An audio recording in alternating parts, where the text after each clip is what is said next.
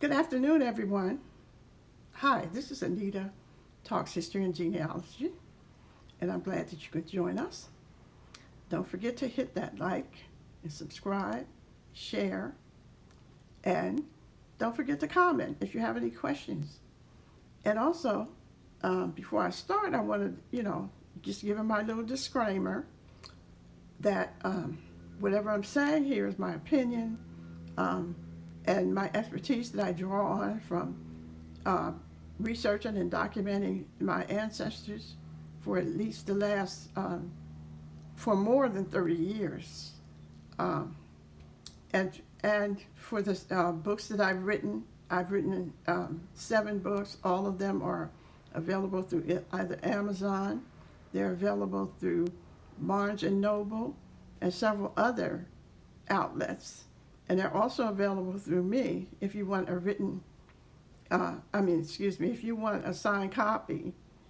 Anyone that donates more than $50 to my Cash App, $Wheels920, or Venmo, at ANITA Anita dash WILLS dash 4 through Venmo.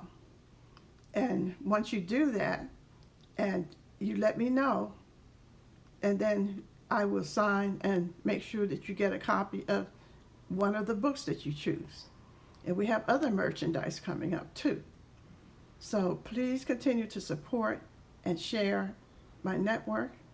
And today, I'm going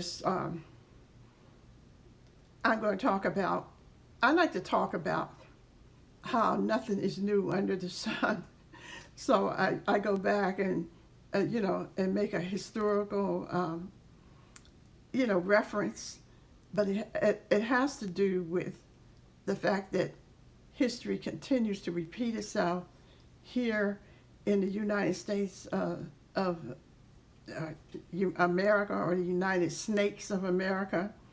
These people came here, the colonizers, and just brought hell to my native ancestors who were here, been here for thousands and thousands and thousands of years. And they went through hell with the colonizers, who came here under the guise of missions, supposedly Christian religions, okay? But if you think they're Christians, you show them a picture of the Ethiopian Mary and Jesus, and watch them. They almost set themselves on fire. They don't want you doing that because they can't stand the truth. Everything that they're living on is a lie. Everything is a lie. And it may not be everybody that's in denial, but it's a lot of them. And unfortunately, the ones that are in denial are running this country. And so when we start talking the truth, or telling our truth, they want us to be quiet because they feel like this is their time. And some of them even try to say they're, God's chosen people. I say you're a liar and the truth is not in you. Or if it's in you, it sure ain't coming out. Anyway, so that is that. And what I'm talking about today is what's going on. So the government is shut down. It's still shut down. And what the Republicans are doing, and, probably some of the Democrats too, they don't care whether it opens or not because they're not dependent on, on the system. They're not dependent on Social Security or Medicare. They're not dependent on SSI. They're not dependent on getting funds from, from being employed by the federal government. They're getting their money which comes straight from the taxpayer, and all of them are sitting pretty. But one of the points that I want to make is that what the Republicans are doing, they want to cut health care. Trump, or excuse me, DJT, can't stand that Obama has something that he and his administration created that benefits the American people. So they're going to hold up the government until the Democrats give in and they can overturn health care. And the other thing that, what I want to say about that is they've been doing that. We never have had settled law here in the United States of America. The United States passes laws, and when it stops benefiting them and theirs, then they go back and they nullify the law, or they change the law. So there is no settled law in the United States. We, you see what they're doing with the rights, the First Amendment rights, saying, oh, you have the right, you have freedom of speech. And then you speak and they sue you, trying to sue you into being silent and not speak the truth. So then you incur what? Legal bills? And a lot of people just don't want to go to court, don't want to be sued. So that's how they squelch the First Amendment without overturning it. But that Second Amendment right, oh boy, you better not touch that. They don't care how they use the Second Amendment. They don't care about mass shootings. They don't care about spree killings of school children. They don't care about. They don't care that these people are, using these weapons to kill their own families, their neighbors. They don't care, because that Second Amendment is more important to them than the lives of the American people, because it's a big money maker.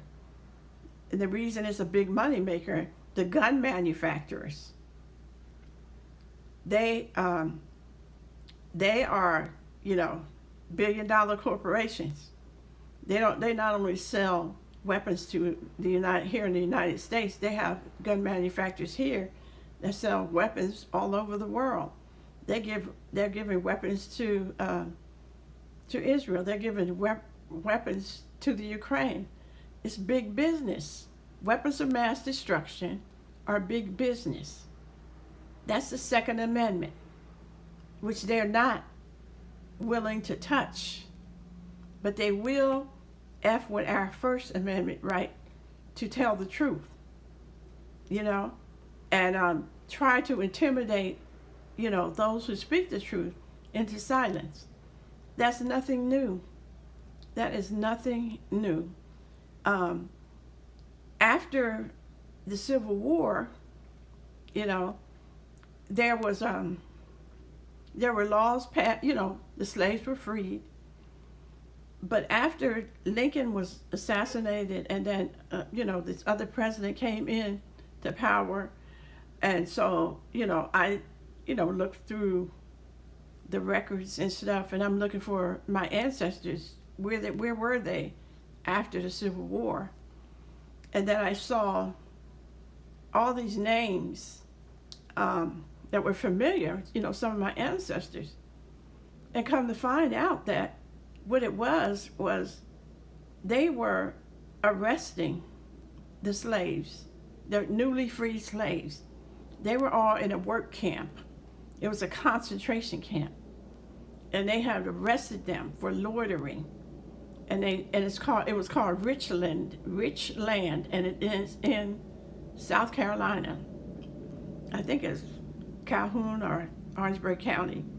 But they were all over the South because there is no settled law. They made a law to make sure that those slaves' labor would benefit the lazy white people who didn't want to work on those farms or those plantations. So they continued after the Civil War was lost to force them to work on them plantations, and they would arrest them for little or nothing. They would arrest them for walking down the street, for loitering. If a white person said you did something to them, they would arrest them. And it was all males, by the way, young black males that were in that prison.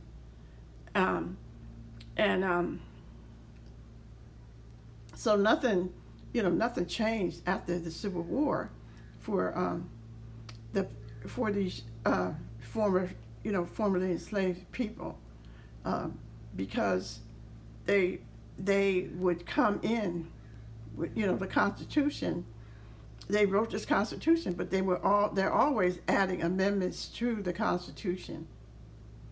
Always.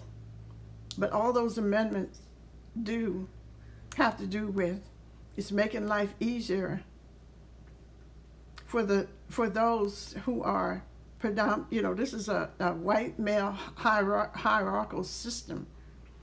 And even when Obama was president, he was answering to the white males in this system. And so what they do, well, if you think it's not true, tell me what he did specifically for people that look like me and you. Nothing.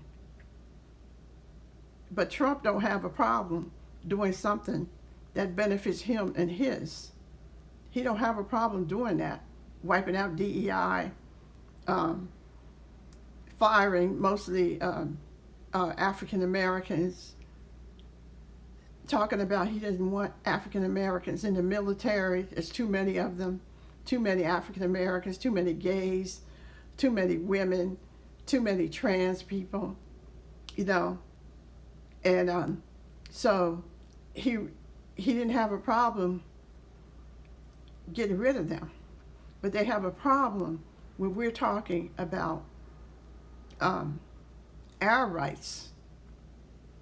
But when they're talking about their rights, it's a whole nother story, because we talk about my right to free speech, or even our Second Amendment right, because the Second Amendment is not supposed to apply to those of us,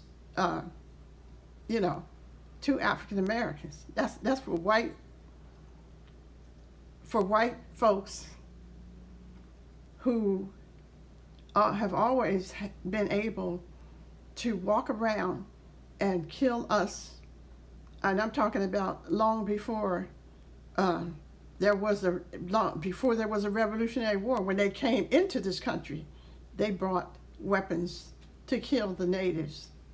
They were, so they had those people coming and hired them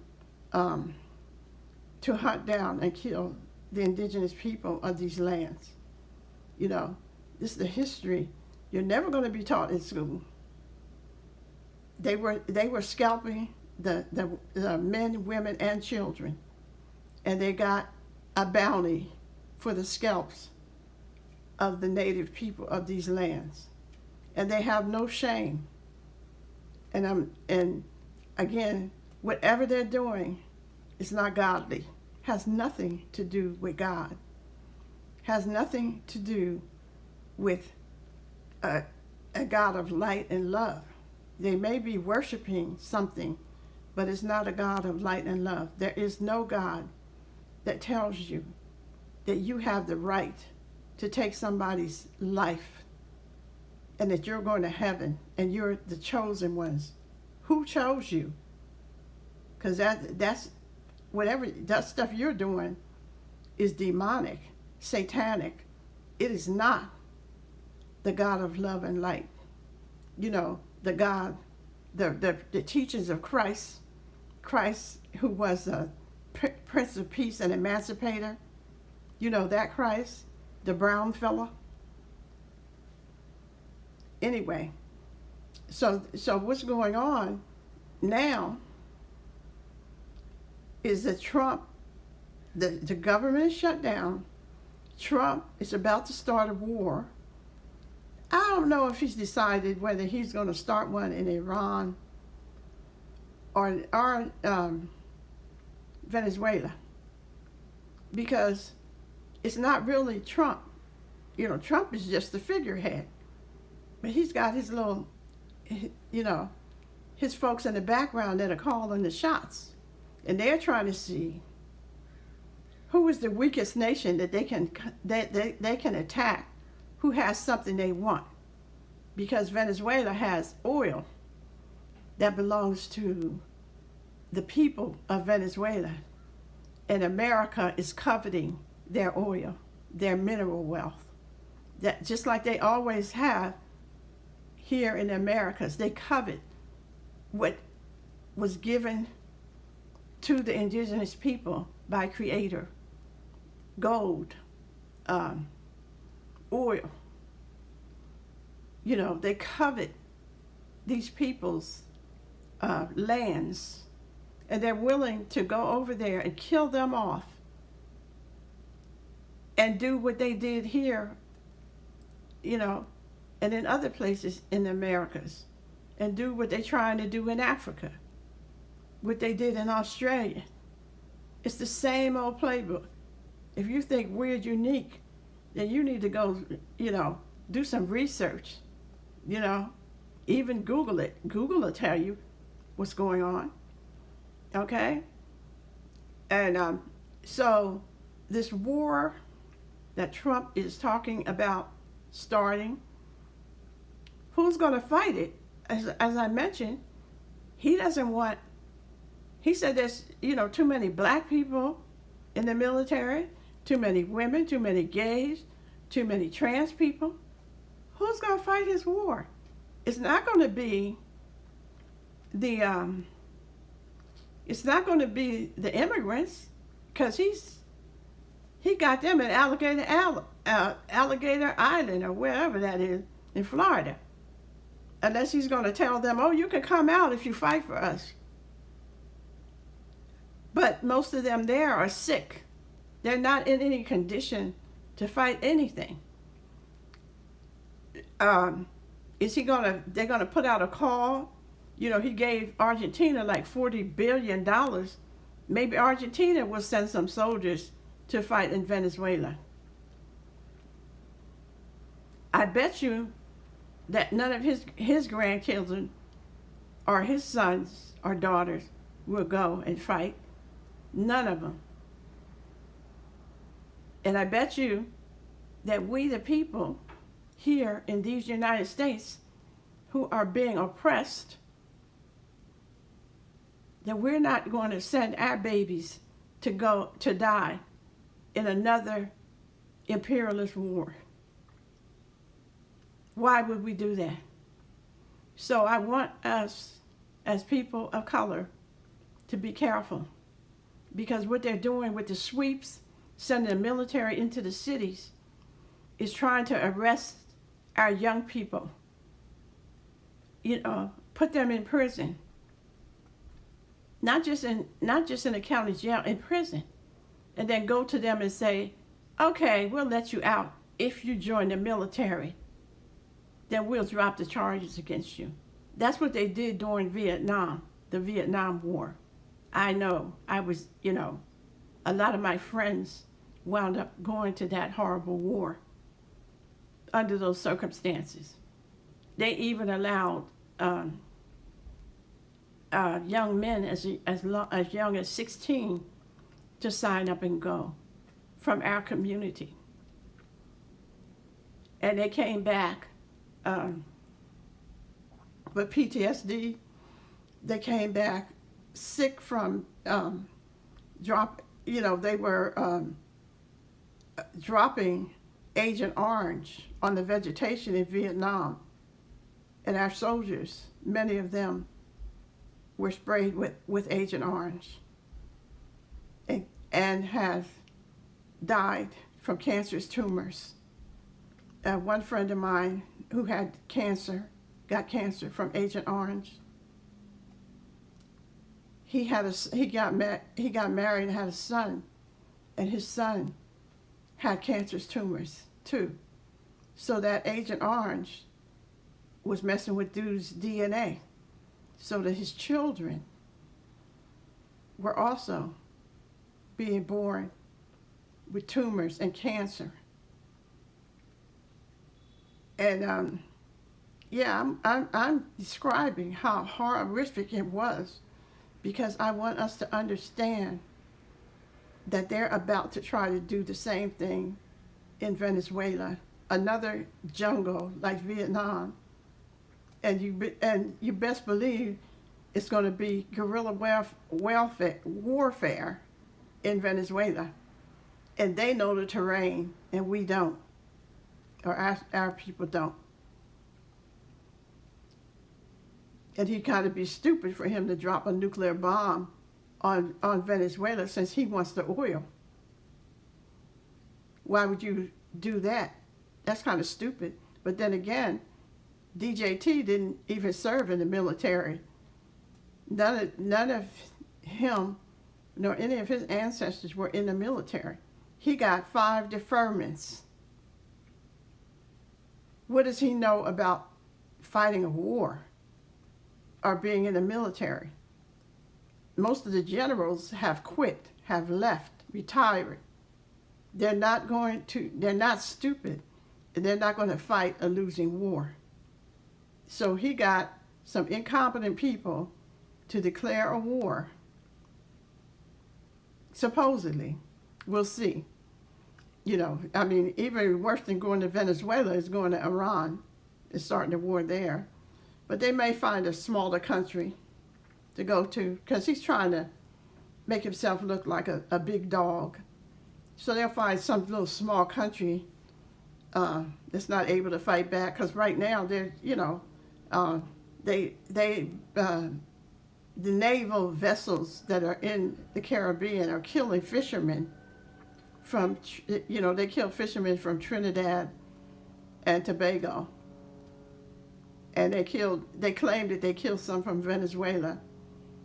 But, we need to take this serious as we are facing, this continued government shutdown. So Trump has made himself king. He's not even going through the Congress. He himself is at the reins, calling the shots with his handlers, who are more incompetent than he is. And we need to buckle up and make moves and strategies that that are designed to keep us safe in our own country. This is our country. Though most of those people that are there, that are in control, they're like recent immigrants. And when I say recent, I mean like 3 generations ago. Those are the people on his cabinet, like Musk, like Miller. These people are all new immigrants. And I'm saying that because my ancestors were in the Revolutionary War. We've been here. My ancestors, some of them, not my direct ancestors, but there were some that were in the War of 1812. There were some, my direct ancestors were in the Civil War. And a part of the, every battle they were in, they won. Because the white folks was losing. The North was losing. And they were like, oh, okay, we'll send some of them in. We'll send some of them colored troops in. Look it up. Everything I say, look up. Don't just believe me. But my ancestors were in the Civil War. My dad was and my uncles were in World War II. I have relatives who were in the Korean War. and my brothers and cousins and a lot of my classmates were in the Vietnam War, served during the Vietnam War, and some of them didn't come home. So, um, you know, this is why it's important to understand the history, to talk about the Vietnam War, tell you to look it up, and don't just sit there and wait.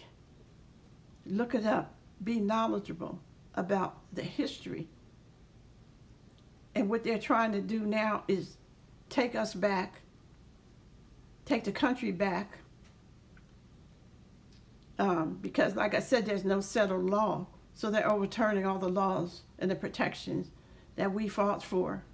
And I don't just mean us as people of color. I mean Americans. Women fought for the right to control their bodies, to not just be here and bear children. And you know, it defies explanation. You know, so pretty soon, you know, they're trying to make it so that our votes don't count. Once they do that, then they're going to make sure that women's votes don't count. What world are these folks living in? So, I am so pleased that everyone is tuning in. We need to keep up on current events, and also make sure that we're, you know, you don't have to be in the streets, and I would suggest that you not be in the streets, but make sure that you also are watching the backs of our young people, that we're making moves that protect our young people, because we want them to have a life. We want them, each generation is supposed to do better. Don't let these people pull the wool over your eyes and denigrate our young people. Yes, they're going through some stuff. We all been going through some stuff. But who are we to condemn them? You know, they have their own, like, I'm a boomer. So, oh, those baby boomers, they this, that, and the other. Oh, Gen Z, Gen X, this, whatever. You know, there are so many old people in Congress that there are 3 or 4 generations that could have been there and made a difference, but they won't move to let the young people come in. You know? So let's make sure that we're leaving this world a better place than we became in. And make sure that we're standing up for our young people and making opportunities for them to, if they're not going to hire them, help them to be entrepreneurs. Teach them to have their own businesses. We don't need their charity. We do need and demand our reparations. That ain't going to change. But, okay, so I'm going to go, and I want to thank you all for listening, for being here, and for supporting Anita Talks History and Genealogy. Thank you, everyone.